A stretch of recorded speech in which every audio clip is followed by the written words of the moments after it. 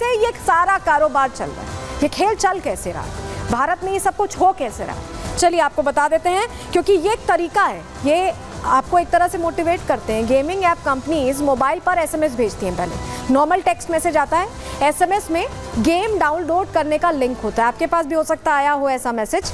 Game download करने के बाद पूरा खेल शुरू हो जाता है। पहले मैसेज भेज के आपको ये मोटिवेट किया जाता है कि आप गेम डाउनलोड कर लीजिए, और उसके बाद शुरुआत में एक दो बार पैसे जीतता है यूज़र। पहले पैसे लगाता है, कुछ पैसे लगाए, जीतता गया तो उससे उम्मीद बढ़ती है। कंपनी का सिस्टम ऐसा होता है कि जब धीरे धीरे पैसा बढ़ता है तो यूज़र को लगता है इसमें तो पैसा बढ़ रहा है, और खेलना चाहिए और खेलना चाहिए। जैसे जुआ होता है वैसी ही लत है, और लत लगती जाती है। शुरुआती जीत के बाद यूज़र बड़ी रकम लगाने लगता है, क्योंकि शुरुआत में उसको लगता है कि 100 रुपये लगाए 200 रुपये हो गए, 200 लगाए 300 हो गए, अब 1000 लाख यहाँ तक की बात चली जाती है। बड़ी रकम लगाने लगते हैं यूज़र्स, और उसके बाद जब बड़ी रकम लगाते हैं तो वो जीतते नहीं हैं, वो हार जाते हैं, और ऐसे ही कर करके अपना सब कुछ हार जाते हैं।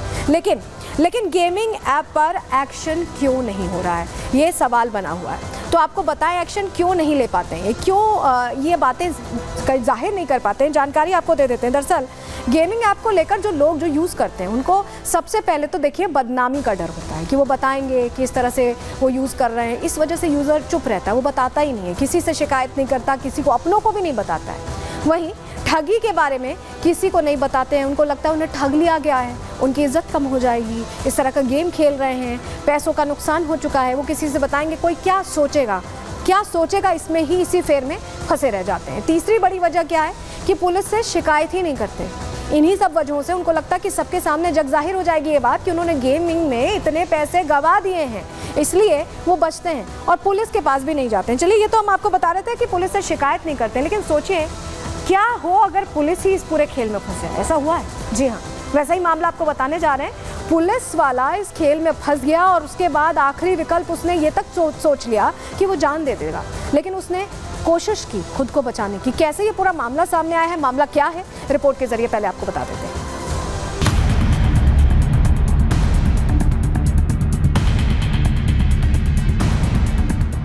ऑनलाइन गेमिंग में बहुत सारा पैसा हार गया सर। मैंने आत्महत्या करने की प्रयास किया है सर। जरा सोचिए, आम तो आम, अब तो एक पुलिसकर्मी भी ऑनलाइन गेमिंग के मकड़ जाल में ऐसा फंसा कि लोन और लोगों से रुपए उधार लेकर गेमिंग ऐप में गंवा दिए। सब कुछ हारने के बाद जब कोई रास्ता नहीं बचा तो आत्महत्या करने की सोची, लेकिन अब अपना वीडियो बनाकर एसपी से मदद की गुहार लगा रहे हैं। ऑनलाइन गेमिंग में बहुत सारा पैसा हार गया सर, 10 से 15 लाख, और जिससे सर मेरी मानसिक स्थिति बहुत ही खराब हो गई है। मुझे कुछ समझ में नहीं आया सर, मैं क्या करूं सर। मैंने आत्महत्या करने की प्रयास किया है सर, और बस मेरी आखिरी उम्मीद सर आप हैं। अगर सर मैं आपसे निवेदन करता हूं, अगर सर आप प्रत्येक कर्मचारी से 500 रुपये का सहयोग सर दिला देंगे तो सर शायद मैं आत्महत्या ना करूं सर। और अगर सर आपने मेरी मदद नहीं की सर तो व्यक्ति आत्महत्या कर लेगा सर।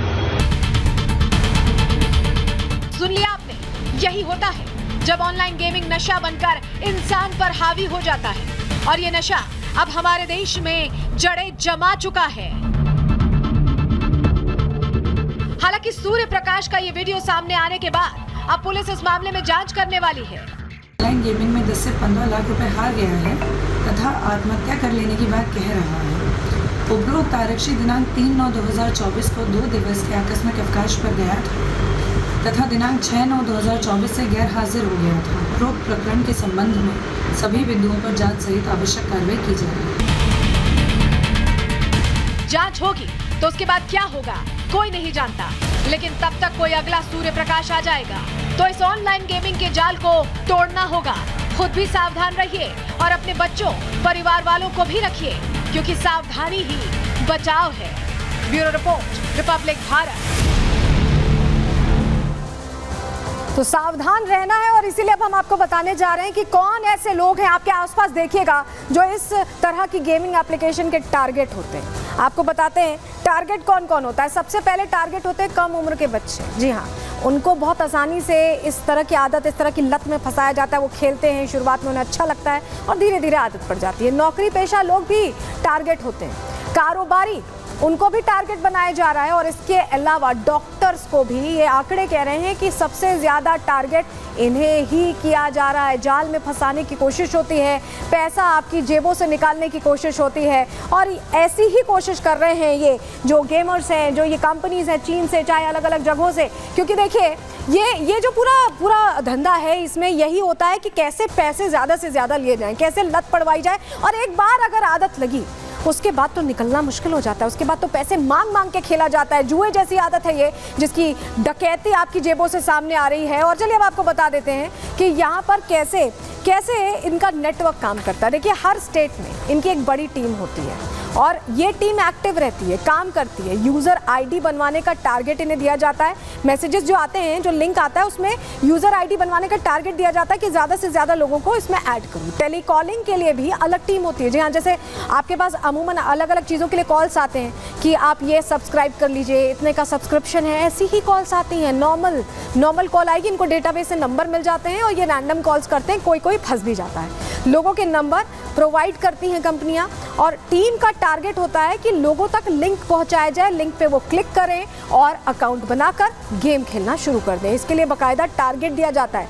नॉर्मली कॉल्स आते हैं और उसके बाद आप उसमें फंस जाते हैं। सोशल मीडिया पर प्रमोशन के लिए अलग टीम बनाई जाती है, क्योंकि आजकल तमाम जो सोशल मीडिया माध्यम है उससे प्रभावित होकर लोग बहुत कुछ करते हैं, तो उसको भी यहाँ पर जरिया बनाया जाता है। और समझिए ये एक तरह से इस्तेमाल किया जा रहा है। लेकिन इस गेमिंग ऐप को लेकर प्रमोशन का जब हम जिक्र कर रहे हैं तो कैसे प्रमोशन होता है। बहुत से बड़े बड़े चेहरे प्रमोशन करते हैं और आप उनकी बातों में आ जाते हैं, क्योंकि उनका तो कुछ नहीं जा रहा, उन्हें तो प्रमोशन का पैसा मिल रहा है। लेकिन आपके पैसे यूं ही हवा में उड़ते हैं आपके पैसे, क्योंकि आपके पैसों पर एक तरह का वार है। प्रमोशन सुपरस्टार्स करते हैं। जी हाँ, आप क्रिकेटर्स को देख लीजिए, क्रिकेटर्स को इसके लिए बाकायदा हायर किया जाता है। वो प्रमोट करते हैं, अलग अलग एप्लीकेशंस को कहते हैं कि गेम खेलिए और पैसे जीतिए। वहीं आपको बताएं, इसके अलावा कौन प्रमोट करता है? एक्टर्स प्रमोट करते हैं। एक्टर्स के वीडियो सोशल मीडिया प्लेटफॉर्म्स पर आपको अलग अलग प्लेटफॉर्म्स पर दिख जाएंगे जो ये कह रहे होंगे कि गेम खेलें। और इसके अलावा सोशल मीडिया इन्फ्लुएंसर्स भी इसको लगातार फॉलो करते हैं और इसका इस्तेमाल करते हैं। लेकिन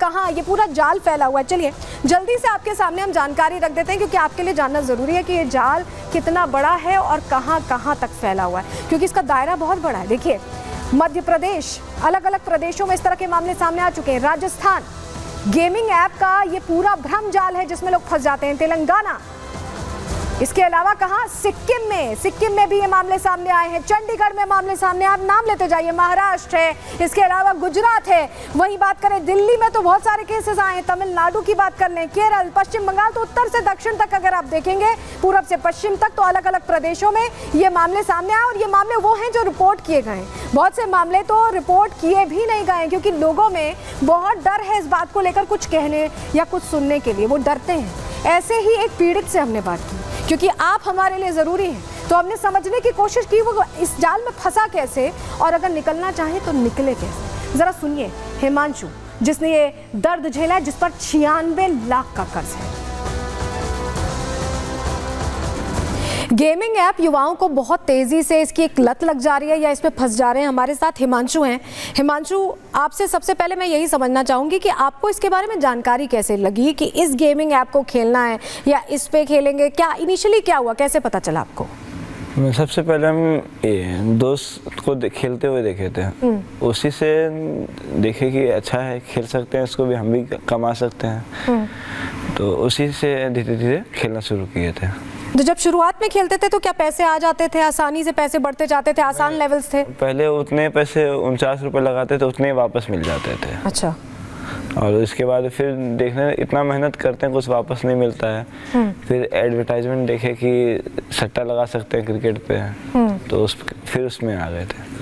अच्छा, मुझे ये बताइए, जब आप पैसे लगाते थे तो आपने कहाँ से वो पैसे लिए? आपके पास थे, आपके पेरेंट्स के अकाउंट से? तो सबसे पहले तो इतना बाहर पढ़ते तो खर्च मिलता ही था, रूम रेंट, पीजी का रेंट, तो उसके बाद वहाँ से हारे, फिर अपना घर से दोस्त। तो घर से कैसे आपने पैसे लिए? मतलब अपने पेरेंट्स के, मम्मी पापा के कार्ड्स का इस्तेमाल क्या किया? वो घर वालों के पैसे कार्ड से ही लिए थे सबसे पहले। अच्छा। उन्होंने बहुत बार उन्होंने माफ़ किया, जाने दिए, फिर दोबारा खेलते हैं, फिर लॉस किए, फिर सोचे अगली बार गलती नहीं करेंगे, इस बार हर बार माफ़ किया, हर बार खेले, ऐसे करके हुआ। तो आपके मम्मी पापा को ये पता चल गया था कि आप ये पैसे यहाँ खर्च कर रहे हैं? हाँ, ये नहीं पता था कहाँ खर्च, ये पता था कि मेरे मम्मी पापा बहुत सीधे थे, तो उनको इतना जो हम कह दे वो उस पर विश्वास करते थे। तो हम उनको बोले थे कि मेरे साथ ऑनलाइन फ्रॉड हो गया है, उन्होंने OTP मांगा, हमने दे दिया, तो उन्होंने माफ़ कर दी थी, कोई बात नहीं, जाने दो, इस वजह से। अच्छा मुझे ये बताइए, आप बता रहे हैं कि उन्होंने 2-3 बार माफ़ किया, फ्रॉड की बात आई, आपने भी फ्रॉड के जरिए पैसे? फ्रॉड मतलब वो वाला नहीं, फ्रॉड की मैं समझ गई कि आपने उनको बोला कि आपके साथ फ्रॉड हुआ हाँ। है और पैसे आपने वहाँ लगा दिए, गेम में लगा दिए। अच्छा मुझे ये बताइए, जब ये सब कुछ हो रहा था तो क्या बार बार मन करता था कि और पैसे कहीं से आए, मैं खेलूं? जीतने की लत क्या शुरुआत में लगाई इन गेम्स ने आपको? पहले जीतने की लत लगी थी। आज हम जीत रहे हैं तब हम जाके बाहर खाना खा रहे हैं। अच्छा जो 1000 रुपये का नॉर्मली खाना दोस्तों के साथ खाना, तो पैसे जीतेंगे तब हम खाना खा रहे, फिर आदत लगने लगी।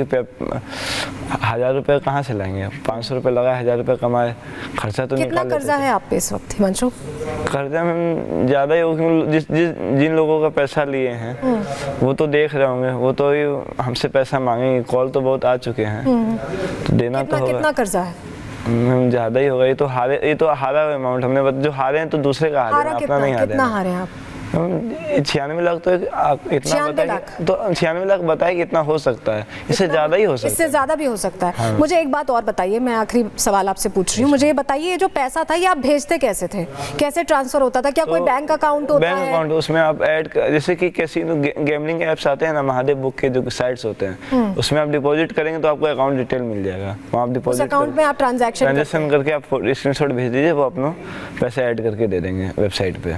ठीक है, इसमें आप आसानी से खेल सकते हैं। तो देखिए, आप 96 लाख से करीब, उससे भी ज़्यादा बता रहे हैं हिमांशु, जितना पैसा वो खर्च कर चुके हैं, उनके पीछे कर्जदार लगे हुए हैं, उनका करियर बिल्कुल दांव पर लग चुका है, उनको कुछ समझ नहीं आ रहा है। तो ऐसी लत से बचना है और ये सावधान करने वाली खबर आपके लिए है।